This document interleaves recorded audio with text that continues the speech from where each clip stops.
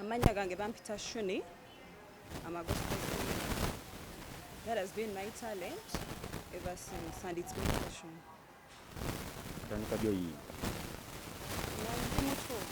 Ever since. Katisobola kugamba ku myaka bwegiti kubanga ever since I was young, I've been singing. Ekyakusikiriza okuyingira mu nzika y'okuyimba? Okola ki?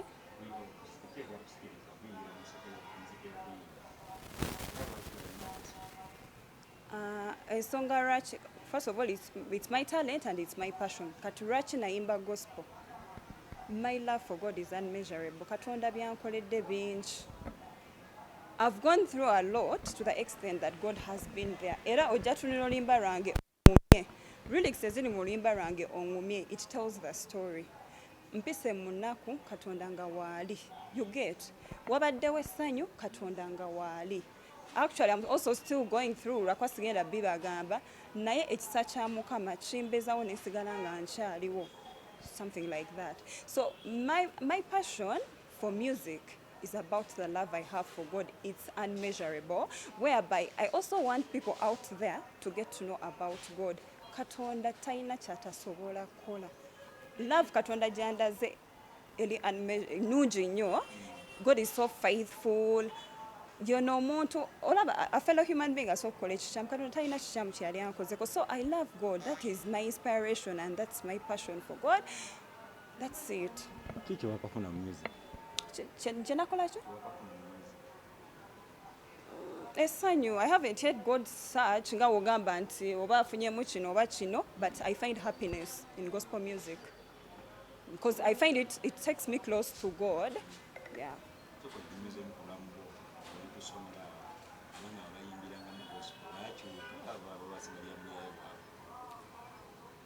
During my education, of course, Okuyimba kwalingayo nga wolaba, there are always choirs, twalinanga ne scripture union. Of course, around lunchtime, nga mugenda, the scripture union, you sing, you dance, things to do with God.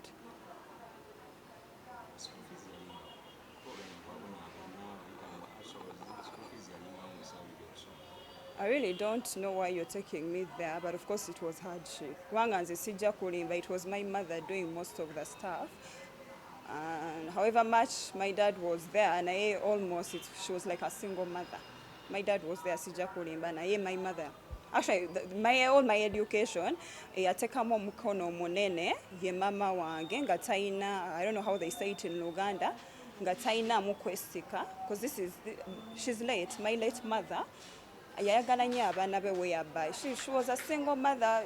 Yes, dad was there naye ng'olaba she's like a single mother nga she does a lot for her children. Okitegeera. That's it.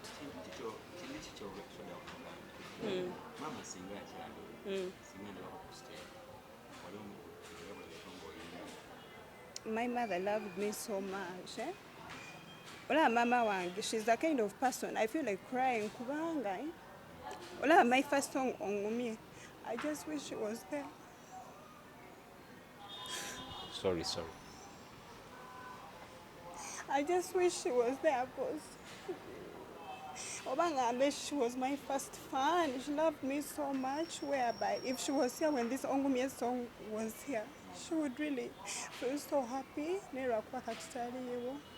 So at least you get, if she was here, Oluyimba and Ongumye should have embraced it so much. Mama yali mulokole, and the gift she left me is to raise me in Christianity. That is the best gift my mother left me with. Okubanga yankuza nga mmanyi Katonda. You understand my point. So I just wish she was here. Of course, so far I have like 20 written songs. Ongumye is my first recording. Near this first recording, every day I love it. Katsinga mamange abaddewo nabeera kokona. I would have seen happiness within her. Okitegeera. I've gone through a lot now. People go through stuff. I've gone through a lot. That's it. It seems Okumukole, like just thinking about my late mom, the fact that she's not here.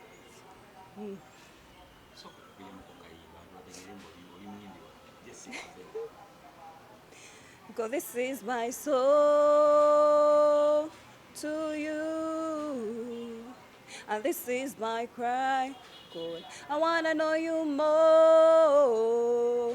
Mukama nzize jolly kubanga nchimanyi yempitamu byonna obimanyi sasira mukama ongumye yegwe taata kitange omuwanguzi. Ani gwegomba? Like among the gospel singers I admire so much. There are so many, of course. Naye woba ongambye mu Uganda. Bafu. No, they are so good. I admire the way Levikson sings. Kwanga, he's like the likes of Samsung. Samsung yayimba the song Jesus with Mase Chinyo. Wali omuwala bamuyita Komesa. Yayimba nzize ngawe, something like that. Then also Irene Namubiru, she's also a gospel singer. She also sang Nzize. She's also good. Wilson Bugembe, he's a very good. I love his song Omoyo. Also Silva Chagulanyi Olunakuno. Just now when I play Olunakuno, you get that song. It's so beautiful and so touching. I love it so much also. Mubakyala wegomba ani bayimbi ba gospel? Rakubo besinze mu Uganda. The only thing I can tell you, I don't segregate these people. Kubanga buli muntu avayo in Uganda, all the gospel singers I see, only that these people are lacking maybe promotion. They are all good. Levikson is good, Exodus is good, Mubachala, Irene Namubiru is good, Judith Babidie, there is Komesa, all these people are good. Irene, she's called Irene, not Irene Namubiru. She's Irene, Yayimba Nzize. I don't know her. Yeah, her, that lady. She's also good. Nati nyinza okubanga enyimba zenziwulira naye nga simumanyi erinnya lye.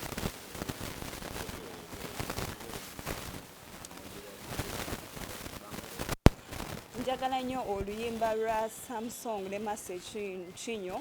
Mpoge na mpayiza mu kikuwoma. Idebube, you heard my voice and came to my rescue. Odiganye dikaji neniwe naneluwa chukoma. Chakaru, Nigeria. The fact that the song is about Jesus, there's nothing you cannot do. I just get myself singing it. I sing their language. Numbers my church takes stana uliramu Jesus Christ. There's nothing you cannot do. Omanyi okuyimba. Lwaki toyina manager? I haven't yet got. I take a manager. This is something I have to pray about. Maybe manager yena ali out there. Tanaba manya. There is someone who has passion for singing gospel music. That's it. Wofuna manager ngaita ayagala oyimbe gospel. Ayagala oyimbe bineno yakunama ngaba Spice Diana okoloti. Sagala twogereko ku bayimbi balala how their dress codes how it is. Naye nga wemba nfunye manager omulala to sing any other song beside gospel. I don't take him because my passion is singing to God. Gospel music, that's it. It's within me, it flows within me. It's my passion, it's my talent. I love it. By the way, this is something I do when I'm enjoying it. Because no one will ever divert me from doing it. Which of you often music? So far, happiness. Yes, when I sing, I get happiness. By the way, I get happiness. I get deliverance. Just a worship song can deliver me from any. For example, in Zokwela, you're going through a certain strain, stressing. Let me tell you, there is power in worship. Just one worship song, of course, when you're worshiping in truth and faith, it can move mountains. I've got a lot in praise and worship, the songs I do. Yes, I pray with Pastor Joshua Rayleigh, now Katwamuita Bishop Joshua Rayleigh, Grace Christian Center. I grew up praying from there up to now. That church has really raised me and blessings to it. So yes.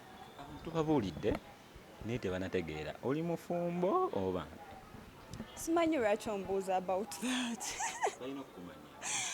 I don't want to talk.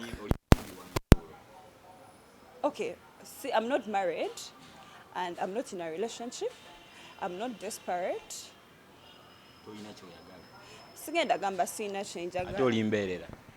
Don't ask me about that mukwano nkwegayiridde because it's kind of private. Oshitega nekyenyiza okugamba, I'm not yet married. Nengo ine ka boyfriend. I'm not seeing anyone. N'abali eyo tebalina mukisa wadde ng'oli akubye kasimu. I'm a human being. Time we reach, I'll get married. Of course, when someone, because me, most of my things, it's about God. The chairman time we reach, God will bring a person. This is not a person I'm going to ditch away. Of course, how the person is.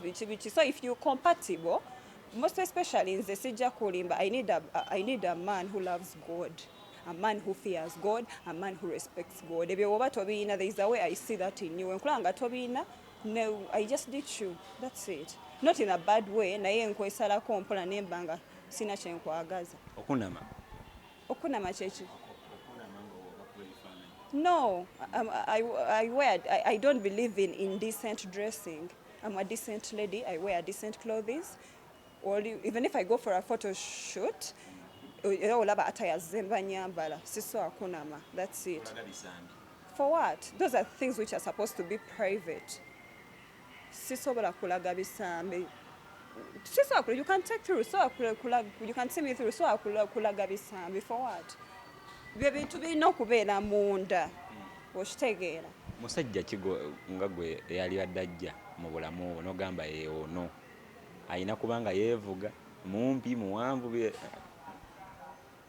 kati olaba biri bye nasoose okugamba waaba abiina kati kyenyinza okugamba mukwano Sente bakola nkole. Of course all girls babeerawo mukama njagala omusajja omugaga wat sijja kulimba nange sagala musajja ali bubi naye mukama waaba aleese omuntu kiti kyonna kyagiddemu kasita omanya nti he's the right na Sente bakola nkole ate God can bless a person. Okitegeera ate abantu abamu balina omumanya especially the girls mulekera ogamba mbu Katonda aluddewo osobola osaba Katonda omusajja omugagga for example nakuleetera Vincent nga he's poor nigga that is the right man God created for you. Later on maybe after 3 years God will bless that man with a richness obeere ng'ofunye omusajja omugagga gwakola ki gwe wayagala naye Vincent waabazze nga he's not doing so well n'omudichinga away he will go. Then later on he will become rich. I take a go with someone else. I told Tandiko Gamba, God, what. People should be patient with Sagala musajja mumpi. Also, I don't know why you're asking me about Kwanga Binotebi Kwatagana and the reason that's why I came in camera. Sagala nyo twogere ku relationship thing. Twogedde ku birungi bye wakafuna mu music. Bibi ki ekisogera wakafuna mu music. Kale challenges. Mu music temuli mu kibi. First of all, the challenges I've got as an upcoming artist being crowded. Actually, so far I have one with Nessim. Being crowded, that's it. So far I have one with Nessim. For the rest of these other people, remember them connecting and about some things to do with music, it has been flowing okay. Not until I decided to record with Nessim. Kwanga I wanted the best for my song. I sacrificed the ngamba kanefirize kino. Oluyimba ki? Ongumye, that is my first song by the way. Ongumye baluita Ongumye by Shoni.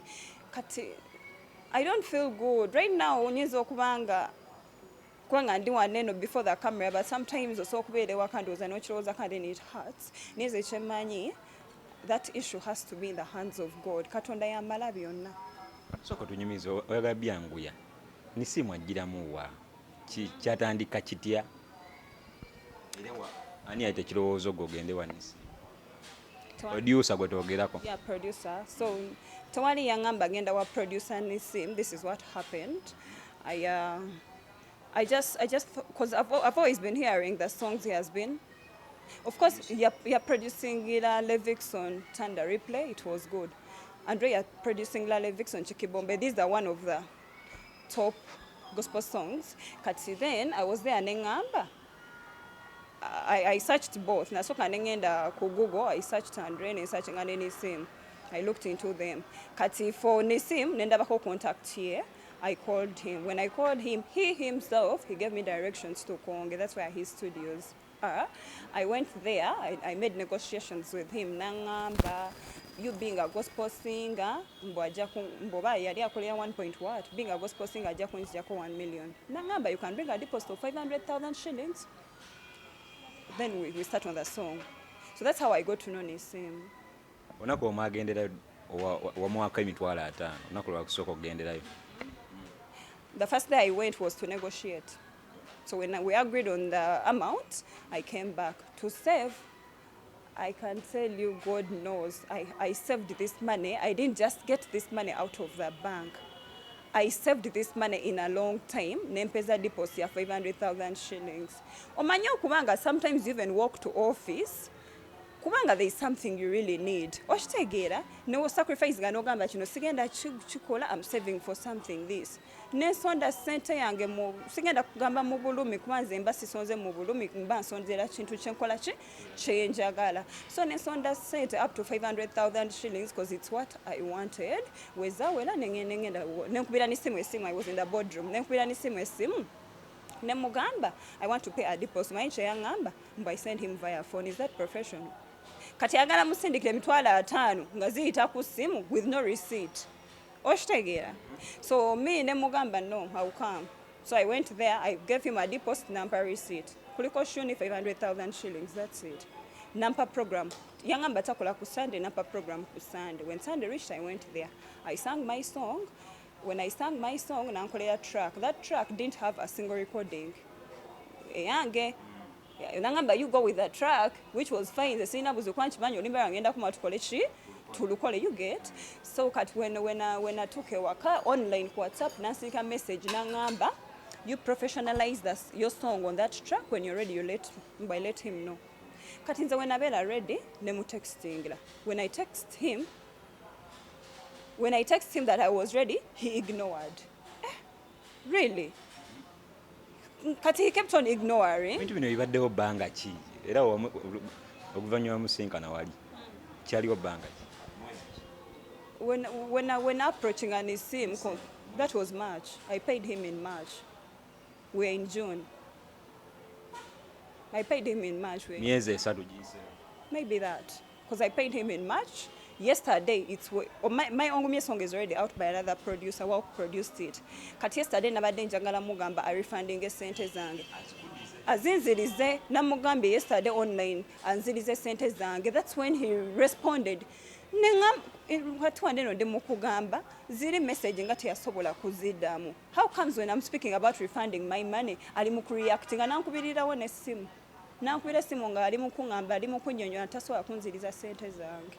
Mbuno eri session yasooka gye yampera mu track etali mu recording yange mbuye costing 500,000 shillings.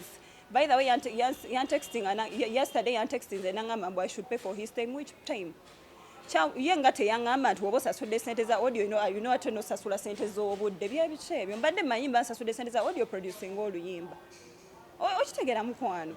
Kati wabanga ye bwatyo waali agambe gundi agambe client we nti ogenda sasula 1 million for the audio naye ate olina osasulira n'obudde. Yagambye studio session, mbunze nasasula studio session. Ate nga yangamba 1 million for the audio, 500,000 is the deposit. Kati ebyokusasulira obudde bwe biyingiriramuwa. It's not good to fraud someone in this case. Tulamu nawe wakola bubi ogende wa producer omulala olukola nga tosusuna mukubira simu.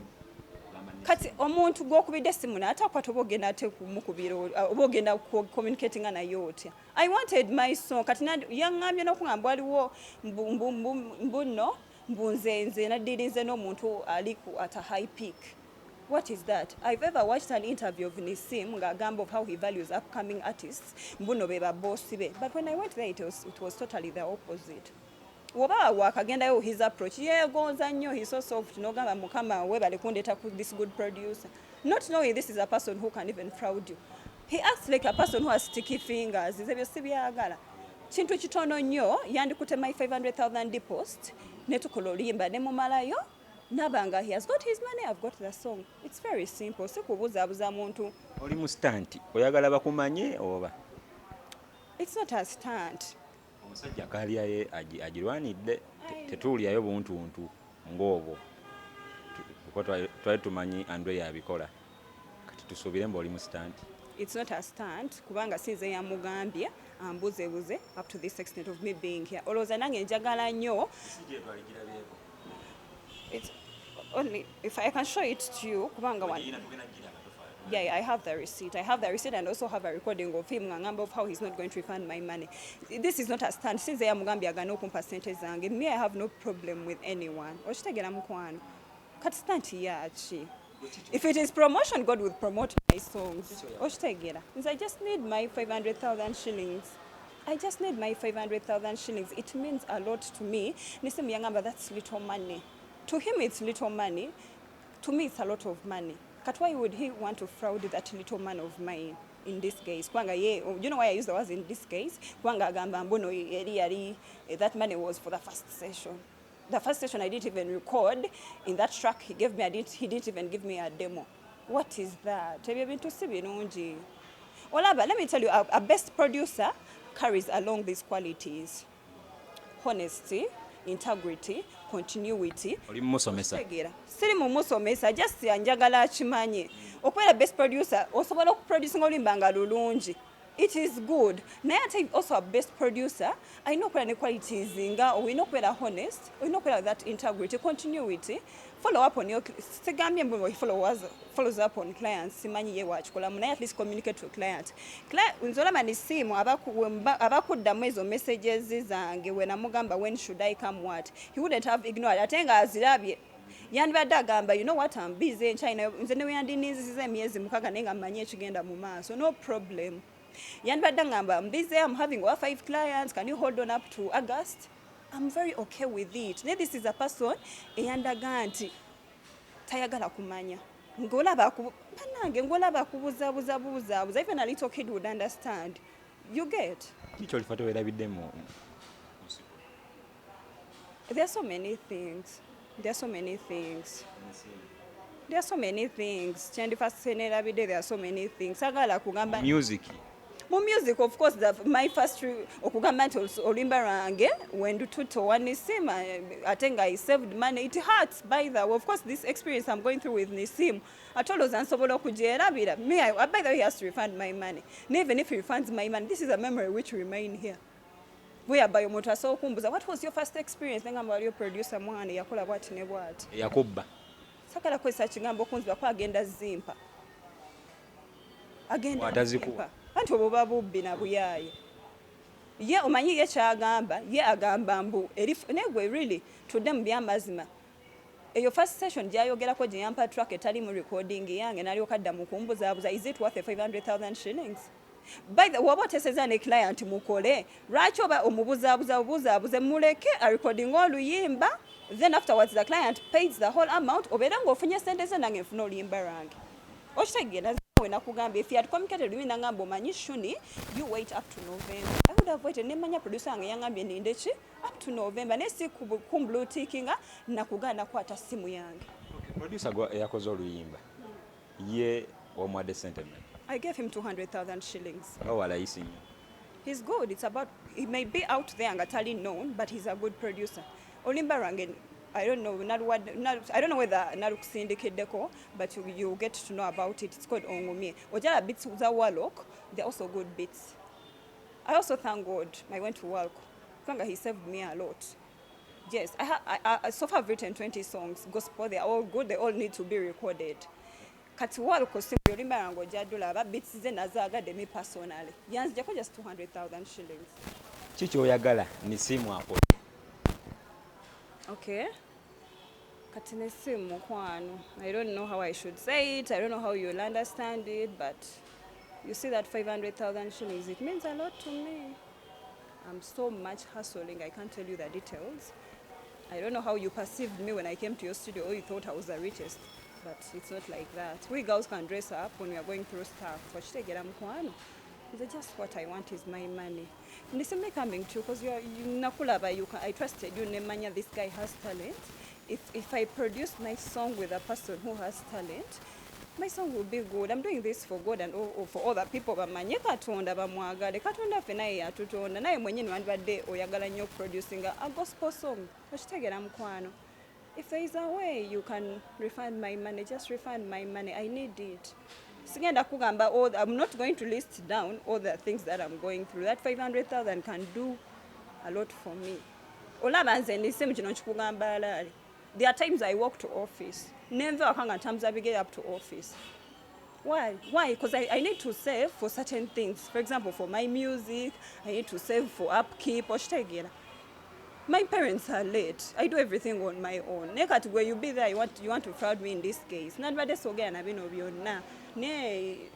Okay, I beg you just refund my money. That's the only option. I don't know because I need my money. By the way, I saved that money. I have like a lot. I'm just going to pick. No. No, that money was mine. I work at the end of the month. Sente.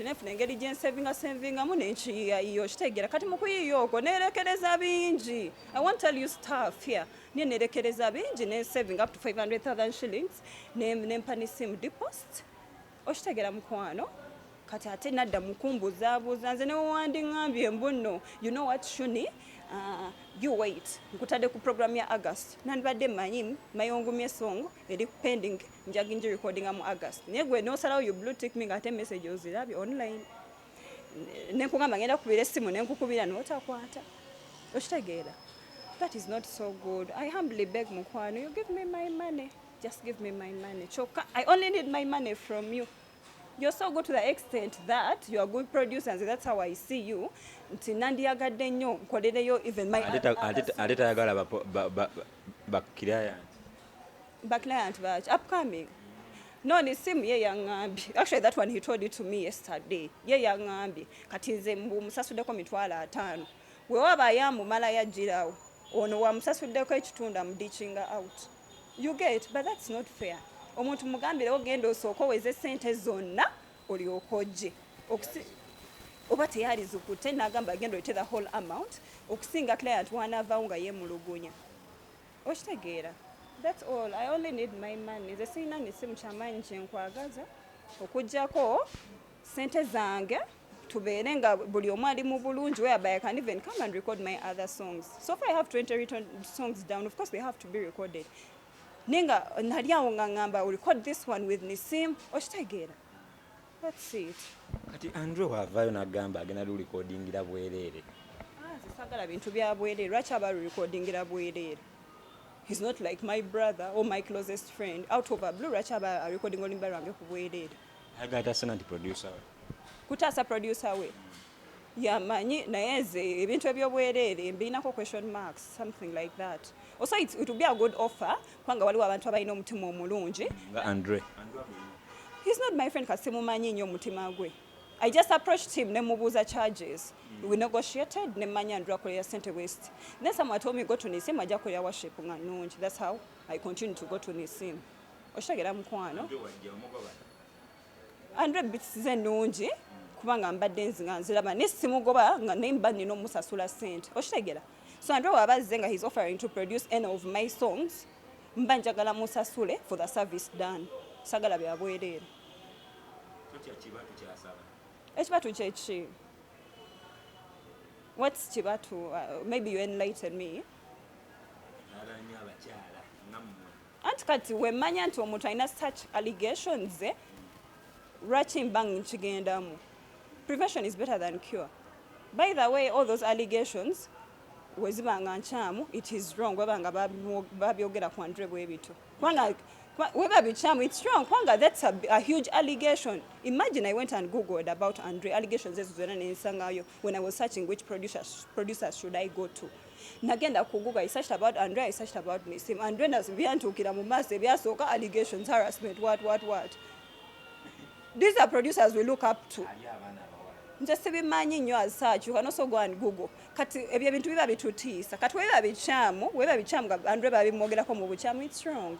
Kwanga baba mutira his market as a producer. Oshitegera neze so fast Andre taina shari yankoze. Nessim kyankoze he wants to fraud my money in this guys. That is it. Amanya gange nze Shuni, I'm a gospel singer.